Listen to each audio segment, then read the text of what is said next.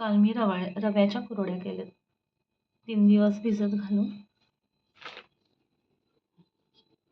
खूप सुंदर झालेत. खूपच सुंदर असं कुरकुरीत झालेत. 3 दिवस रवा भिजत घालून त्याला चांगलं शिजवून छान असं छोट्या छोट्या कुरड्या केल्या.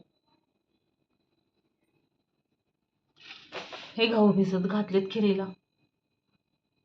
याचाच प्रसाद करणार छान आणि घेऊन जाणार महालक्ष्मी मंदिरमध्ये. हे आता जरासं मिक्सरला वाटायचं, परत कुकरला शिजवायचं. छान कुकरला एक जीव शिजवून घेतलं ना की छान होते खीर लापसीसारखी. गूळ घालून शिजवले तर गहू वेगळे होतात आणि गूळ वेगळा होतो, गुळाचं पाणी. त्यामुळं आधी फक्त गहू शिजवून घ्यायचे चांगले एकसारखे आणि मग त्याच्यात गूळ, तूप, ड्रायफ्रूट्स तळून घालायचे. ओलं खोबरं, खसखस, वेलदोडे, जायफळची पूड,